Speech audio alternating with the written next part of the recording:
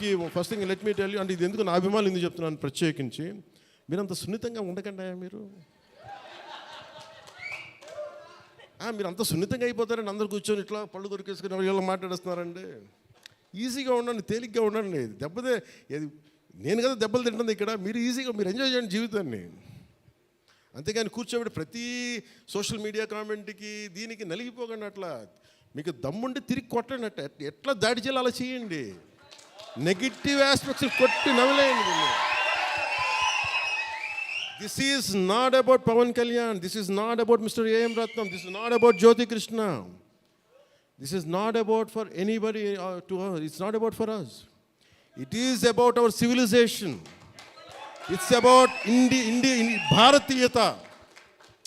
ఇవన్నీ వస్తాయి వెళ్తుంటాయి, కానీ మన హిస్టరీ బుక్స్లో, మన చదువుకున్న స్కూల్ సిలబస్లో అసలు అందరూ మంచి వాళ్ళు అండి, మహానుభావులు. వాళ్ళు ఏం మహానుభావులు కదా, మంచి వాళ్ళు. చెత్త పని కూడా చేశారు వాళ్ళు. అది చెప్పినందుకు and for ever there is a visual reference for what Aurangzeb had done. This is the biggest achievement. నీకు ఎవడో నచ్చలేదా, వాడిని నేను హేట్ చేసి, వాడిని నువ్వు ట్రోల్ చేసి నీ టైం నువ్వు వేస్ట్ చేసుకోవద్దు. నచ్చలేదా వదిలే. నీ 1% కూడా నువ్వు ఖర్చు పెట్టద్దు. నీకు 100 రూపాయలు ఉన్నాయనుకో, నీకు ఇష్టం లేని విషయం మీద ఎవడో డబ్బులు ఖర్చు పెడతారా? ఎగ్జాక్ట్లీ, వదిలే, ఖర్చు పెట్టకు. నీకు నచ్చిన పని చేసుకో. నీకు నచ్చిన ఒక అమ్మాయి ఇంటి బయట నుంచి వెయిట్ చేయి, పర్లే, అట్లీస్ట్ నువ్వు ఎంజాయ్ చేస్తావు అంతే తప్ప నేను అడిగేది